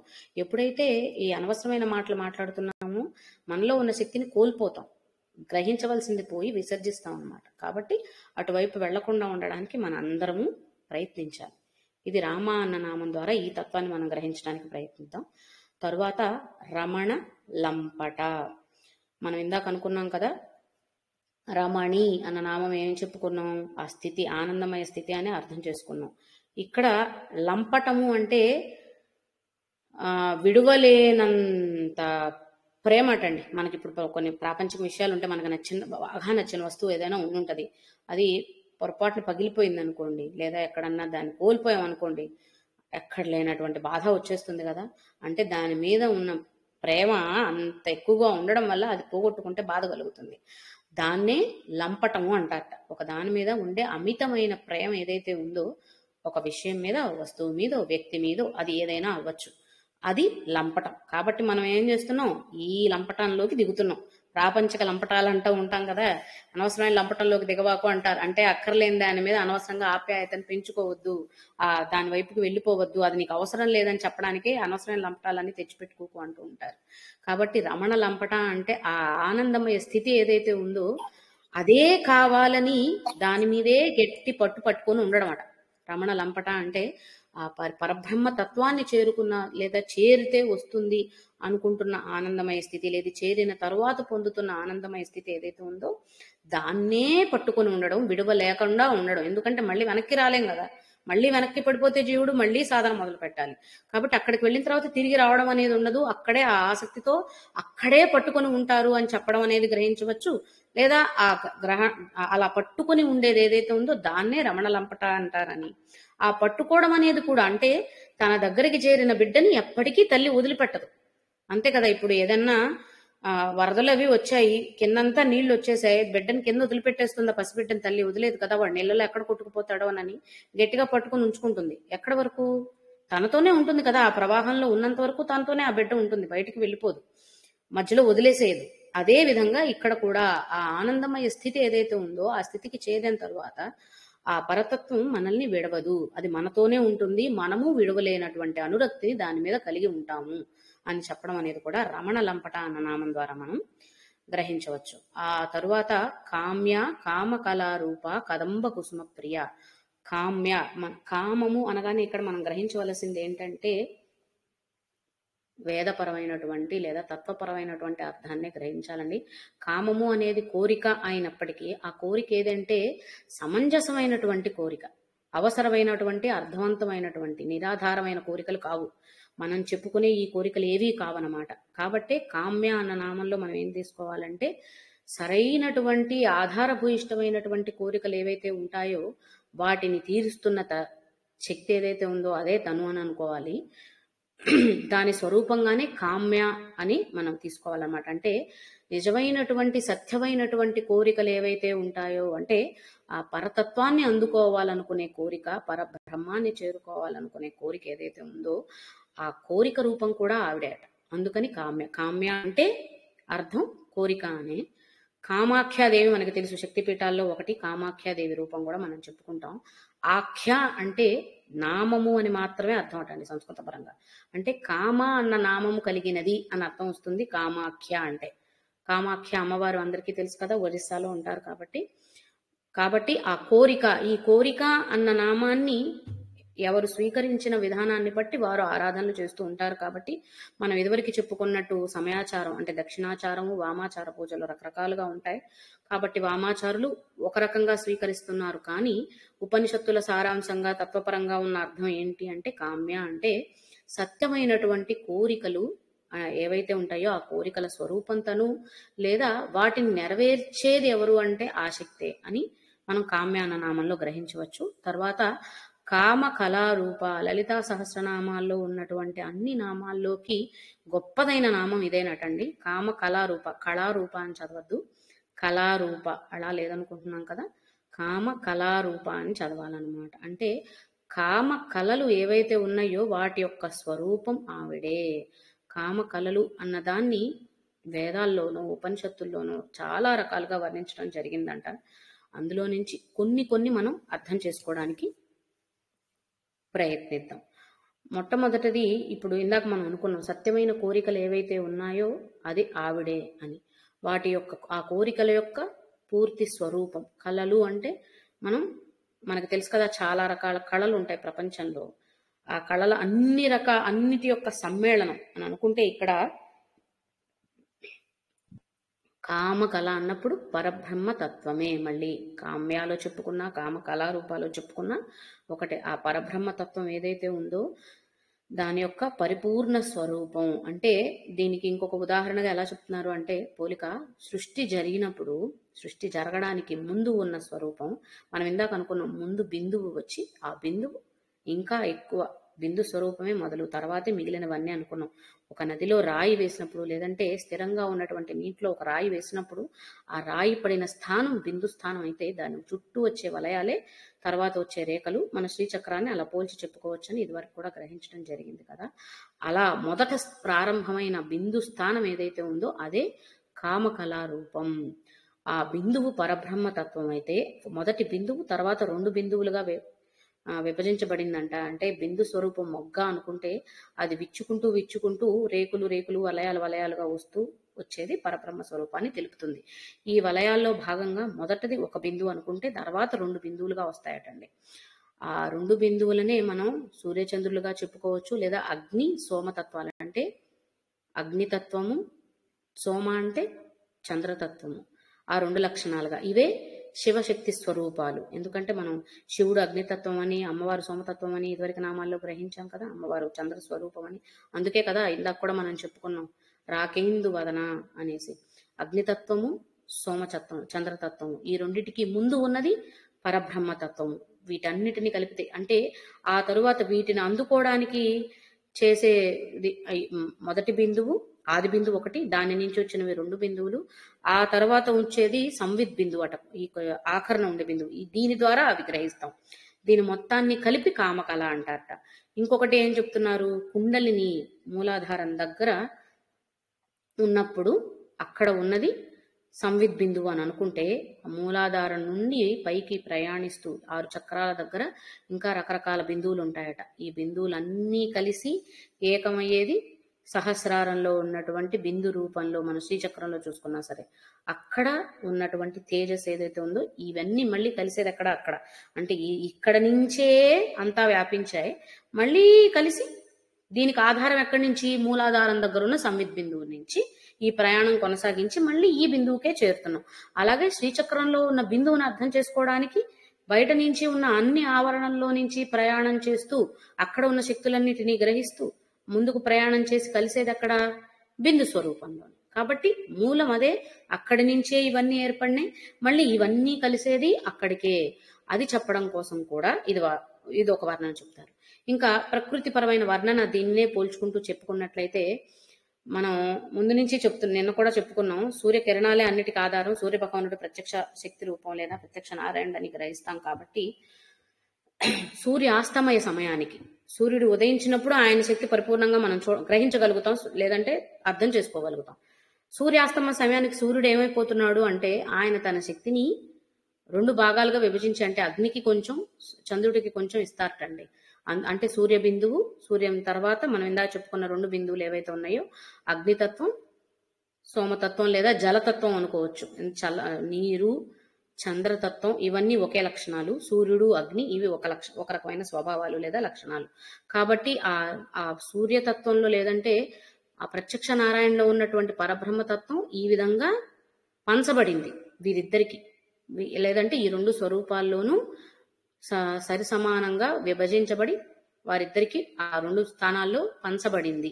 వీటన్నిటినీ కలుపుకొనే కామకళారూప అని చెప్తారట. అలాగే మనం నిన్న చెప్పుకున్నాం, హ అంటే ఆకాశతత్వం అని, ర అంటే తేజస్ అని ఇవి చెప్పుకున్నాం కదా. అలా తీసుకున్నప్పుడు కామకళ అంటే అహం, అహం బ్రహ్మాస్మి మనకు తెలుసు కదా. అహం అన్న శబ్దం ఏదైతే ఉందో దాని కలయికే కామకళట. అది ఎలాగా అంటే ఆ హం లేదా హంలో హా తీసుకుందాం. ఆ అనేది తురియ స్థితి అని అర్థం చేసుకున్నాం కదా.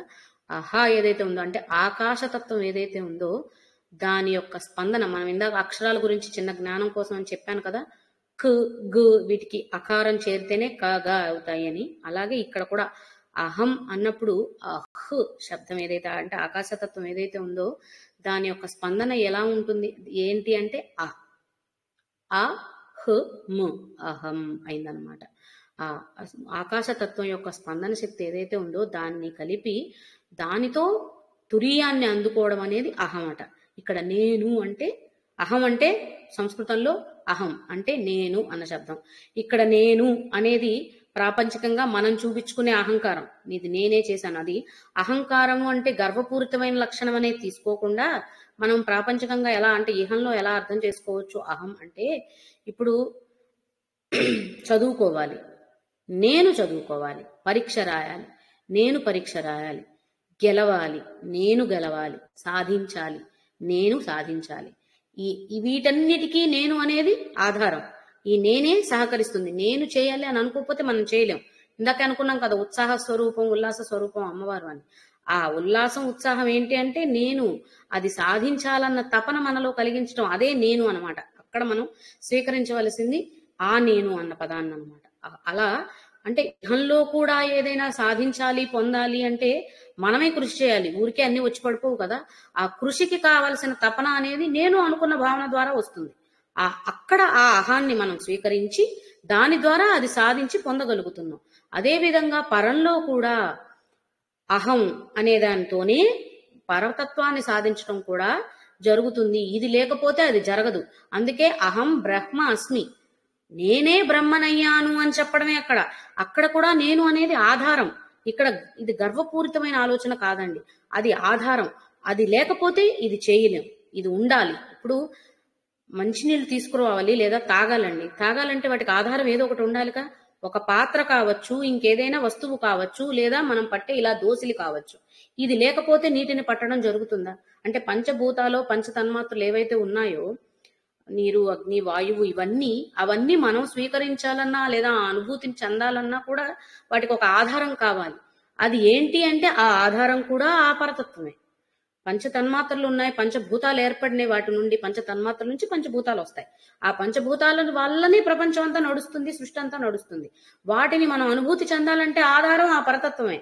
అది లేకుండా ఇవన్నీ గ్రహణకు రావు, స్ఫురణకు రావు. ఇప్పుడు ఎలాగైతే మనం ఒక్క నిమిషం ఉంది.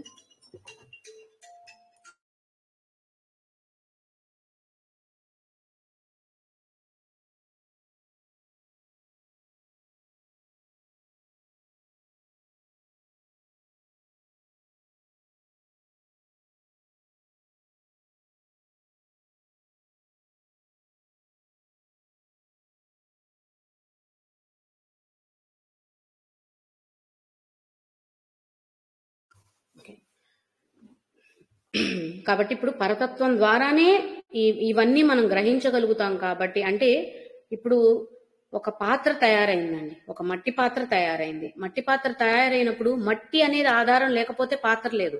ఆ పాత్రని తర్వాత రకరకాలుగా ఉపయోగించుకుంటాం, అది అది వేరే విషయం. ఇప్పుడు అదే పాత్రలో నీరు పట్టాం అనుకోండి, నీటికి ఆధారం పాత్ర అయింది. కానీ అసలు పాత్రకు ఆధారం ఏంటి? మట్టి అనే పదార్థం లేకపోతే పాత్ర తయారవ్వదు.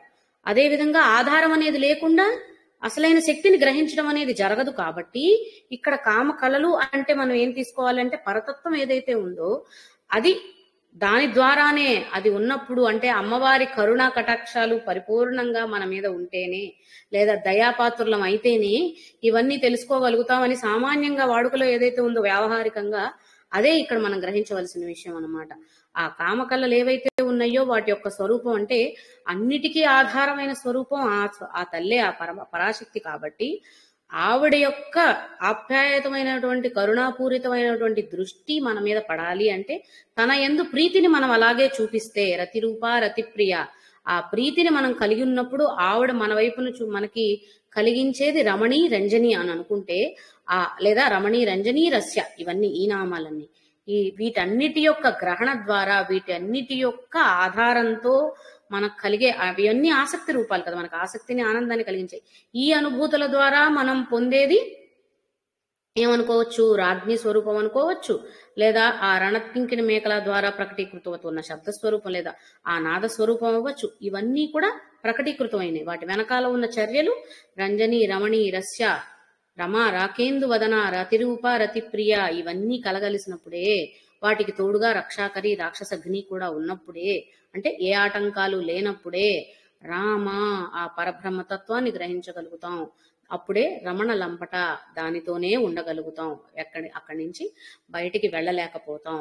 అదే కామ్యాస్థితి, అన్నిటినీ పొందిన స్థితి అని కూడా తీసుకోవచ్చు. కామము అంటే అవసరమైన కోరికలు అని అనుకున్నాం కదా, అవన్నీ అంటే అన్ని వచ్చేసిన తర్వాత ఇంక కోరికే లేదు కదా ఆ స్థితి. కాబట్టి కామ్య కామ కళారూప ఇవన్నీ ఈ విధంగా వస్తాయి. ఇవన్నీ ఇలా పట్టుకోవాలి. ఇలా పరబ్రహ్మతత్వం ద్వారా మీరు పరబ్రహ్మతత్వం ఆధారంతోనే పరబ్రహ్మాన్ని తెలుసుకోవాలి. ఆ పరబ్రహ్మ తత్వం ఇన్ని రకాల శక్తి రూపాల్లో ప్రకటీకృతమైనప్పుడు వాటిని ఆసరాగా చేసుకొని మనం పొందడం అనేది కామకళా రూపాల్లో జరుగుతుంది అనేది కూడా ఒకటి మనం అర్థం చేసుకోవచ్చు. ఇంకా కూడా వాటికి ఇంకా లోతైన అర్థాలు ఉన్నాయి, అవి తర్వాత క్లాసుల్లో చూద్దాం. ఈ విధంగా తర్వాత కదంబ కుసుమ ప్రియ అంటే సామాన్య నామం. కదింపులు కదంబ పువ్వులేవో అంటారు కదా, ఆ పువ్వులంటే ప్రీతికరమైన తల్లి అని మనం వాటితో అర్చిస్తాం, పూజిస్తాం. అది సామాన్యమైన విషయం.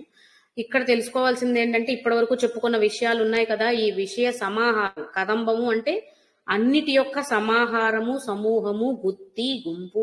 ఇది కదంబము అంటే కలయిక.